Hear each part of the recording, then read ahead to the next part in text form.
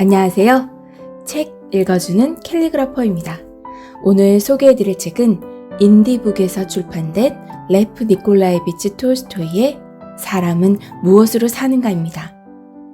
이 소설의 결론을 한마디로 함축하자면 결국 사람은 사랑으로 살아간다입니다. 하나님의 명을 어겨 인간이 된 천사가 3가지 깨달음을 얻을 때까지 세상에 머물게 됩니다. 그러면서 본인이 걱정하고 생각했던 것과는 다르게 다양하게 연결된 인간의 모습과 시시각각 변화하는 인간의 내면에서 천사는 하나하나 깨달음을 얻게 됩니다. 결론만 들으면 뭐야, 무슨 사랑으로 살아가. 사랑이 밥 먹여주나? 그런데 이 소설을 읽어보면 사랑이 있다면 따뜻한 옷도 밥도 그리고 생명도 구할 수 있다는 것을 알게 됩니다. 결국 남을 위할 줄 알고 희생할 줄 아는 따뜻한 사랑이 있을 때 서로 의지하면서 살아갈 수 있음을 보여줍니다. 삶에 대해 진지하게 질문을 던지는 러시아의 대문호 톨스토이의 단편 사람은 무엇으로 사는가? 그 해답을 지금 만나러 가시죠.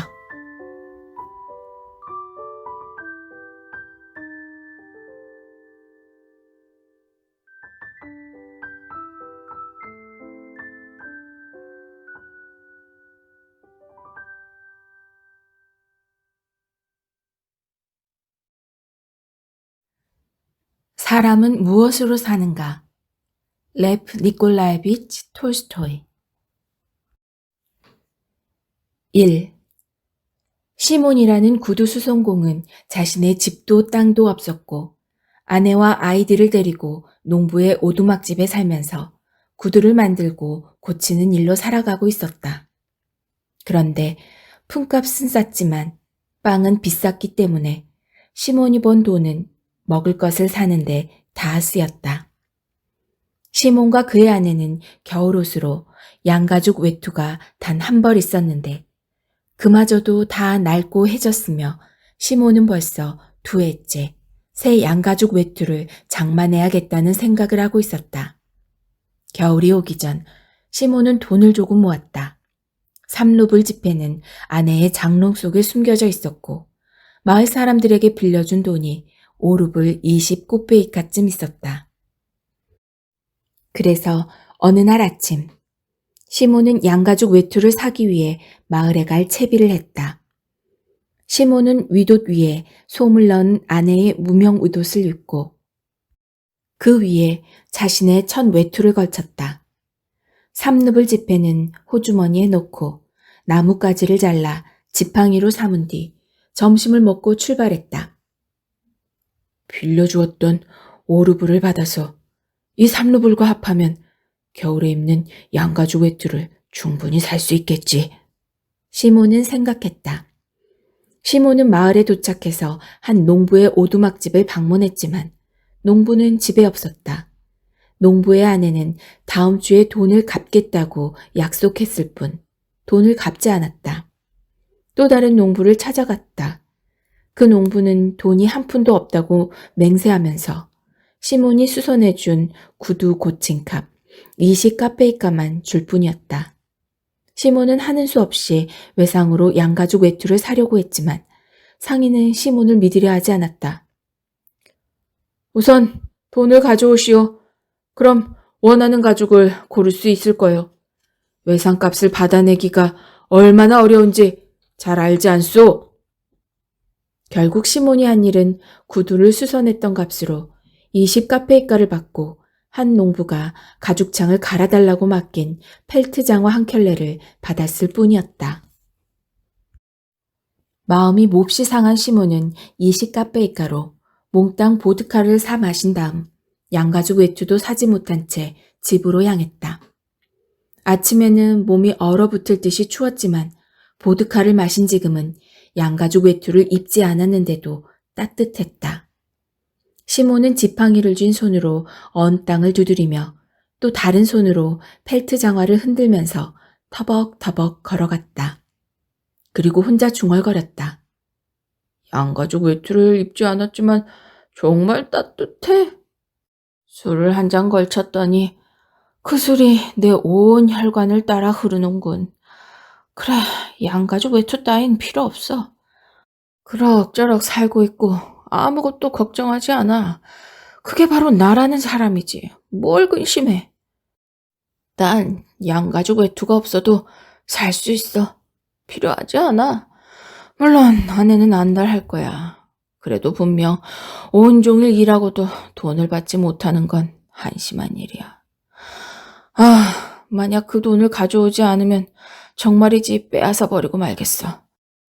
도대체 이 시카페이가로 내가 뭘 할 수 있지? 한 장 걸치는 게 고작이야. 너희들은 돈이 없어 쩔쩔맨다고 말하지? 그래, 그럴지도 몰라. 하지만 난 어떻지? 너희들은 집도 있고 소도 있고 모든 걸 가졌어. 난 이렇게 입고 있는 게 전부야. 당신은 곡물을 지배해서 먹지만 난 모든 곡식을 사야 해. 난 매주 빵을 사는 데만 3루블을 써야 해. 이제 집에 돌아가면 빵도 떨어졌을 테고 그러면 또 1루블 50카페이가를 써야 해. 그러니까 제발 변명 같은 거 하지 말고 내게 진 빚을 갚아. 이제 시몬은 길 모퉁이에 있는 교회에 거의 이르게 되었다. 그런데 교회 뒤에서 뭔가 희끄무레한 것이 보였다. 햇빛이 희미해지고 있어서 시몬은 그게 무엇인지 알 수가 없었다. 그는 물끄러미 쳐다보았다. 전에는 흰 돌이 없었는데 소인가? 소처럼 보이지는 않아. 머리가 사람 같지만 너무 하얗잖아. 게다가 사람이 저런 곳에서 뭘 할 수 있겠어. 시몬은 가까이 다가갔고 그러자 뚜렷이 보이기 시작했다. 놀랍게도 정말로 사람이었고 살았는지 죽었는지 벌거숭이로 앉아서 아무런 움직임이 없이 교회에 기대어 있었다. 시몬은 공포에 사로잡혔다. 누군가 이 사람을 죽이고 발가벗긴 후 저곳에 버렸을 거야. 쓸데없이 참견했다간 나중에 무슨 별을 당할지 모르는 일이야. 시몬은 계속 걸었다. 그 남자가 보이지 않도록 교회 앞으로 지나갔다. 그렇게 얼마간 걸어가다가 뒤를 돌아보았을 때 그 남자가 더 이상 교회에 기대어 있지 않고 움직이는 것을 발견했다. 마치 자신을 바라보고 있는 것 같았다. 시몬은 더 큰 두려움에 휩싸였다. 저 남자에게 돌아가야 할까? 아니면 그냥 가야 할까? 가까이 가면 뭔가 무서운 일이 일어날지도 몰라. 저 남자가 어떤 사람인지 누가 알겠어. 좋은 일로 여기에 온 건 아닐 거야. 내가 다가가면 벌떡 일어나서 내 목을 조를지도 몰라. 그럼 난 꼼짝없이 당해야 돼. 설령 그렇지 않다 해도 저 남자는 짐밖에 되지 않아. 벌거숭이 남자에게 내가 뭘 할 수 있겠어. 내 마지막 옷을 줄 수는 없어. 신만이 날 이곳에서 벗어나게 도와주실 거야. 시몬은 교회를 뒤로하고 걸음을 재촉했다. 하지만 갑자기 양심의 가책을 느끼며 길에 멈춰섰다. 시몬, 지금 뭐 하고 있는 거야? 시몬이 스스로에게 말했다. 저 남자는 도움을 받지 못해서 죽어가고 있는지도 몰라. 그런데 넌 두려움에 슬그머니 지나쳤어. 내가 강도를 두려워할 만큼 부자야? 아, 시몬, 부끄러운 줄 알아. 그렇게 시몬은 뒤돌아섰고 남자를 향해 걸어갔다. 2. 시몬은 그 낯선 사람에게 다가가 자세히 살펴보았다. 그가 몸에 아무 상처도 없는 건강한 젊은이라는 것과 다만 몹시 추위에 떨면서 두려움에 차 있다는 걸 알게 되었다. 젊은이는 눈을 치켜뜰 힘도 없는 것처럼 시몬을 쳐다보지도 않았고 몸을 뒤로 젖힌 채 그곳에 앉아 있었다. 시몬은 좀 더 가까이 다가갔고 남자는 깨어있는 것처럼 보였다. 남자가 고개를 돌려 눈을 뜨고 시몬의 얼굴을 바라보았다. 그 한 번의 눈맞춤은 시몬으로 하여금 그 남자를 좋아하게 만들기에 충분했다. 시몬은 펠트 장화를 바닥에 던지고 띠를 풀어 장화 위에 놓은 뒤 자신의 천 외투를 벗었다. 지금은 이럴 때가 아니오. 자, 어서 이 외투를 입으시오. 시몬은 남자의 팔꿈치를 잡고 일어나도록 도왔다. 남자가 자리에서 일어나자 시몬은 그의 몸이 깨끗하고 상태가 좋으며 손발의 생김새가 아름답고 얼굴이 선하다는 것을 알게 되었다. 시몬은 남자의 어깨에 자신의 외투를 걸쳐 주었지만 남자는 소매를 찾지 못했다. 시몬이 그의 팔을 소매에 넣어 주었고 외투로 그의 몸을 폭 감싼 다음 허리에 띠를 매주었다. 심지어 시몬은 자신의 찢어진 모자를 벗어 그에게 씌웠다. 하지만 그렇게 하자 자신의 머리가 시렸다. 나는 머리가 거의 벗겨졌지만 이 사람은 긴 곱슬머리야. 시몬은 모자를 다시 썼다. 발에 뭔가를 심겨주는 게 더 좋을 거야. 시몬은 남자를 앉게 한 뒤 펠트 장화를 신도록 도와주면서 말했다. 자, 이제 몸을 움직여서 따뜻하게 만들어요. 다른 문제는 나중에 해결하도록 하고. 걸을 수 있겠소? 남자는 일어섰고 시몬을 다정하게 바라봤지만 한마디도 하지 않았다. 왜 말을 안 하시오? 여기에 있는 건 너무 추워요. 집에 가야 합니다. 여기 내 지팡이를 짚고 힘들면 내게 기대요. 자, 발을 내딛어요.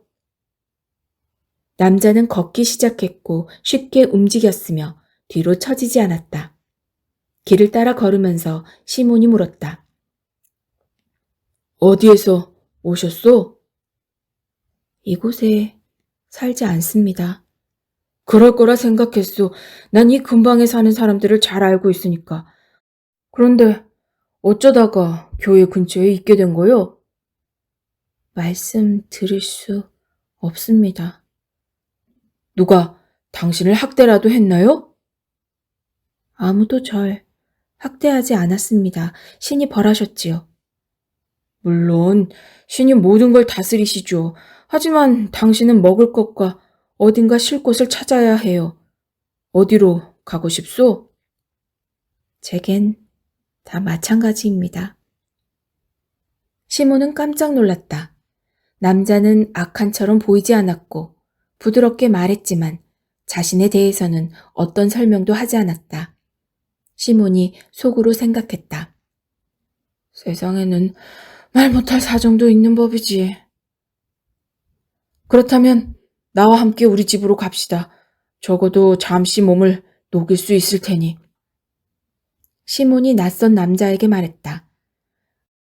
그렇게 시몬은 자신의 집으로 향했고 그 낯선 남자는 시몬을 따라 옆에서 걸어갔다. 바람이 세게 불었고 시몬은 옷 속으로 파고드는 한기를 느꼈다. 이제 술 기운이 가시고 있었고 얼어붙을 듯한 추위를 느끼기 시작했다. 시몬은 코를 훌쩍거리며 솜을 넣은 아내의 윗옷으로 몸을 더욱 꼭 감싸면서 걸어갔다. 그리고 속으로 생각했다. 아, 양가죽 외투.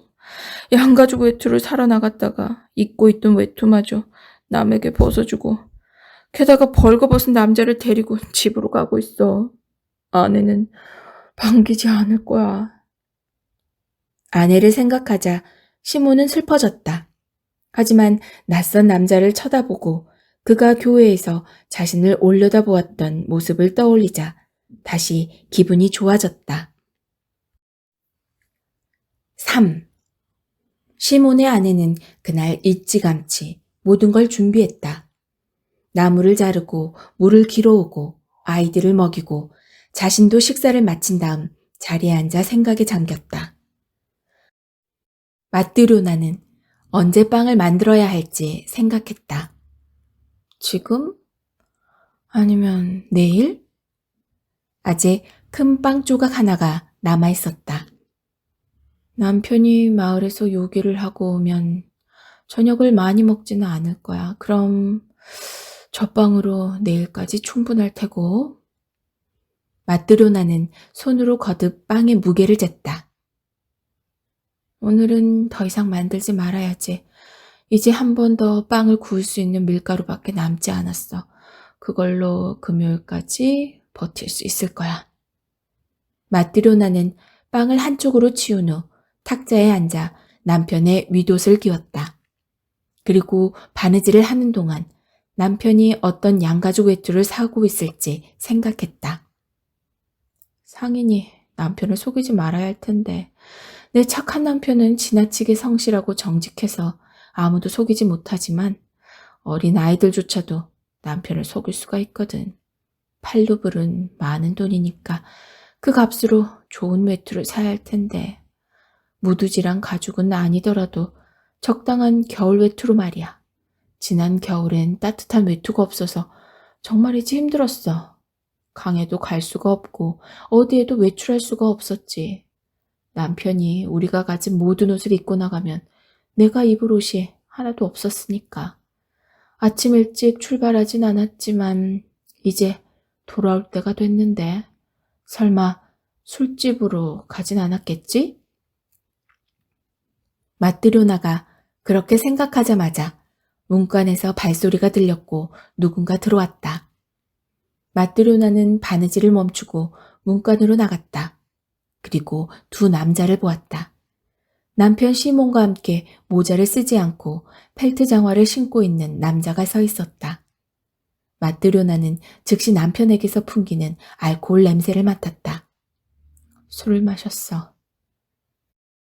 그리고 남편이 외투 없이 자신의 우돈만을 입은 채 꾸러미도 들지 않고 면목이 없는 듯 말없이 서 있는 걸 보았다.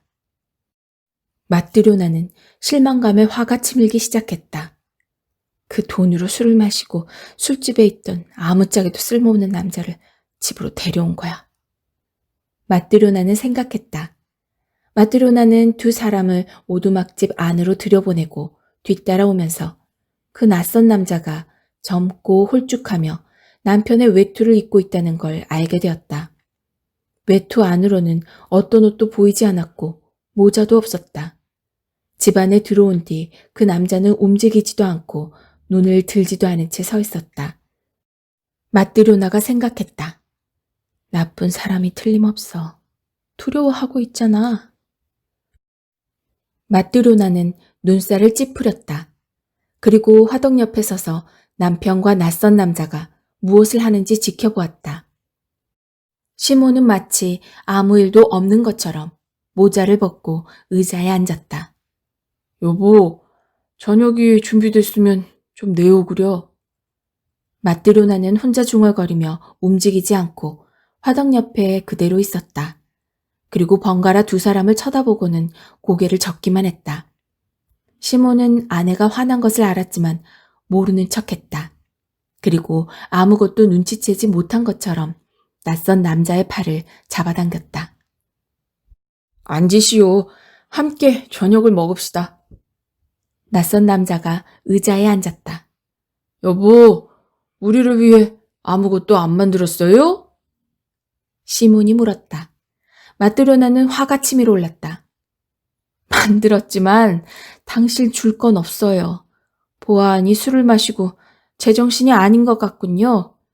양가죽 외투를 사러 나간 사람이 입고 나간 외투마저 벗어버리고 저 벌거숭이 불황자를 집에 데리고 들어왔으니 말이에요. 당신 같은 주정뱅이한테 줄 저녁은 없어요.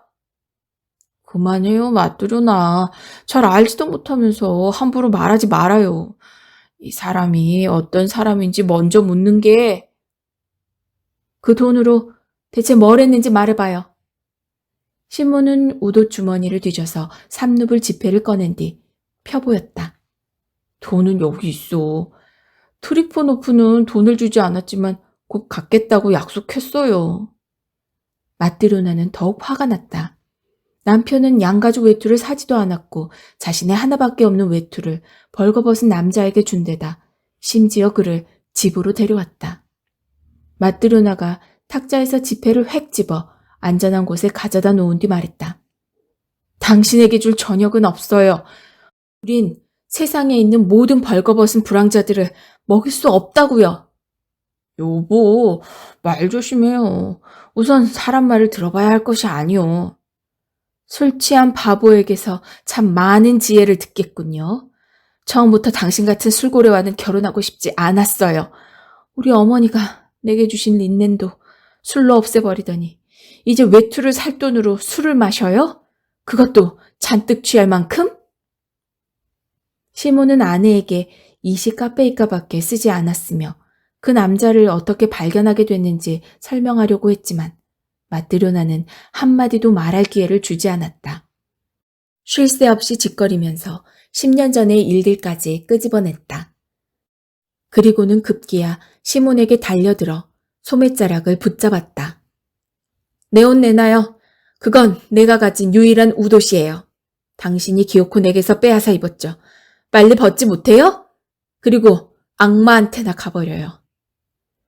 시몬은 웃옷을 벗기 시작했고 소매가 뒤집혀 벗겨졌다. 그때 마뜨료나가 옷을 잡아당기는 바람에 솔기가 터졌다. 마뜨료나는 옷을 낚아채서 급히 입더니 문으로 걸어갔다. 밖으로 나갈 생각이었지만 결정을 하지 못하고 그 자리에 멈췄다. 밖에 나가 화를 가라앉히고 싶었지만 그 낯선 남자가 어떤 사람인지도 알고 싶었다. 4. 마뜨료나가 멈춰서서 말했다. 만일 저 사람이 좋은 사람이라면 벌거벗고 있지는 않았을 거예요. 어떻게 웃돌이 하나 걸치지 않을 수 있죠? 만약 믿을 만한 사람이라면 당신은 저 사람을 어디에서 만났는지 말했을 거예요. 내가 말하려고 하는 게 바로 그거예요. 시몬이 대답했다. 교회에 다다르고 있을 때 저 남자가 시로라기 하나 걸치지 않고 꽁꽁 언 채 앉아있는 걸 보았소. 이런 날씨에는 절대 벌거벗고 그렇게 앉아있을 수가 없지. 신이 나를 저 남자에게 보내지 않았다면 저 사람은 죽었을 거예요. 그거 어떻게 해야 했겠소?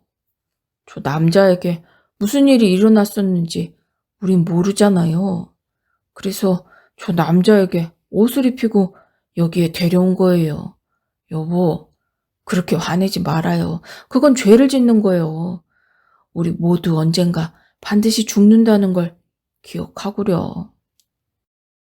격한 말이 마뜨료나의 입술까지 솟았지만 마뜨료나는 그 낯선 남자를 쳐다보고 침묵했다. 그는 의자 모서리에 앉아 두 손을 무릎 위에 포개고 머리를 수그린 채 조금도 움직이지 않았다. 눈은 감겨 있었고 괴로운 듯 미간이 주름져 있었다. 마뜨료나는 침묵했고 시몬이 말했다. 여보, 당신에겐 신의 사랑이 없어요? 마뜨료나는 그 말을 듣고 낯선 남자를 바라보았다. 갑자기 그를 향한 마음이 누그러졌다. 마뜨료나는 문간에서 발길을 돌려 화덕이 있는 곳으로 갔고 저녁을 내왔다. 탁자 위에 잔을 올려놓고 크바스를 따랐다. 그리고 나서 마지막 남은 빵을 꺼내고 칼과 숟가락을 놓았다. 어서 드세요. 마뜨료나가 말했다. 시몬은 낯선 남자를 탁자로 끌었다. 젊은이, 자리에 앉으시오. 시몬이 빵을 잘라 잘게 부순 뒤 수프에 넣었고 두 사람은 먹기 시작했다. 마뜨료나는 탁자 귀퉁이에 앉아 손으로 턱을 괴고 낯선 남자를 쳐다보았다. 낯선 남자가 불쌍하게 생각되었고 그리고 좋아지기 시작했다. 그러자 곧 남자의 얼굴이 환해졌다. 미간이 더 이상 주름져 있지 않았고 그가 눈을 들어 마뜨료나를 보며 미소를 지었다. 저녁 식사가 끝나자 마뜨료나가 탁자를 치우고 나서 낯선 남자에게 묻기 시작했다. 어디에서 왔어요? 이곳에 살지 않습니다. 그런데 어쩌다가 그곳에 있게 됐지요? 말씀을 드릴 수 없습니다. 강도를 만났나요? 신이 벌하셨습니다. 그래서 벌거숭이로 그곳에 누워 있었어요? 네, 벌거벗고 추위에 얼어붙어 있었지요. 시몬이 저를 보고 가엾게 여겼습니다. 자신의 외투를 벗어서 저에게 입히고 이곳에 데려왔지요. 그리고 당신은 제게 먹을 것과 마실 것을 주고 동정을 보여주었습니다. 신이 보답하실 거예요. 마트로나는 자리에서 일어났고 아까 기웠던 시몬의 낡은 윗옷을 가져와 낯선 남자에게 주었다. 그리고 바지도 한 벌 내주었다. 안에 아무것도 안 입었던데 이걸 입고 다락이든 난로가든 편한 곳에 누워요. 낯선 남자는 외투를 벗고 옷을 입은 뒤 다락에 누웠다. 마트로나는 촛불을 껐고 외투를 들고선 남편이 누워있는 난로가로 갔다. 마트로나는 외투자락으로 몸을 덮고 자리에 누웠지만 잠이 오지 않았다. 그 낯선 남자가 머릿속에서 떠나지 않았다. 그가 마지막 남은 빵을 먹었고 내일 먹을 게 아무것도 없으며 자신이 내어준 위독과 바지를 생각하자 마트로나는 몹시 슬펐다. 그러나 자신을 보며 미소 짓던 모습을 떠올리자 다시 기분이 좋아졌다. 마트로나는 오래도록 깨어 있었고 시몬 역시 깨어 있다는 걸 알게 되었다. 시몬이 자신 쪽으로 외투를 끌어당겼다. 여보, 응? 저녁에 먹은 게 마지막 빵이었어요. 아침에 구울 빵도 준비해 놓은 게 없어요. 내일 어떡하죠? 이웃에 사는 마시한테 좀 얻을 수 있을지 모르겠네요. 살아있다면 먹을 걸 찾게 될 거예요. 마트로나가 잠시 가만히 누워있다가 물었다. 좋은 사람 같은데 왜 자신이 누군지 말하지 않을까요? 이유가 있을 테지요. 여보, 응? 우리는 남을 도와주는데 왜 우리에게 뭔가를 주는 사람은 아무도 없는 거죠? 시몬은 뭐라고 말해야 할지 몰라서 다만 그만 이야기합시다 라고 말한 뒤 돌아누워 잠을 청했다. 5. 아침이 되어 시몬이 눈을 떴다. 아이들은 여전히 잠들어 있고 아내는 빵을 구하기 위해 이웃집에 가고 없었다. 그 낯선 남자는 낡은 위독과 바지를 입고 의자에 홀로 앉아 위를 올려다보고 있었다. 얼굴이 전날보다 더 빛났다. 시몬이 그에게 말했다. 배는 빵을 필요로 하고 벌거벗은 몸은 옷을 필요로 하지. 누구나 살기 위해 일을 해야 한다오. 당신은 무슨 일을 할 줄 아시오? 아무것도 모릅니다. 시몬은 깜짝 놀랐지만 배우기를 원하는 사람은 무엇이든 배울 수 있지요. 라고 말해주었다. 사람이 일을 해야 한다면 저 역시 해야지요. 이름이 뭐요? 미카엘입니다. 미카엘, 자신에 대해 말하고 싶지 않다면 그건 알아서 할 일이지만 당신은 스스로 생계를 유지해야 해요. 내가 말하는 대로 일을 한다면 음식과 잘 곳을 제공하리다. 신의 보답이 있으시기를 배우겠습니다. 무엇을 해야 하는지 가르쳐 주세요. 시몬은 실을 꺼내 엄지손가락에 걸고 꼬기 시작했다. 아주 쉽소. 보시오. 미카엘은 시몬이 하는 걸 지켜보았고 시몬처럼 자신의 엄지손가락에 실을 걸고 요령을 파악해 실을 꼬기 시작했다. 그리고 나서 시몬은 그 실에 밀을 바르는 법을 가르쳐 주었다. 미카엘은 이 일 역시 능숙하게 해냈다.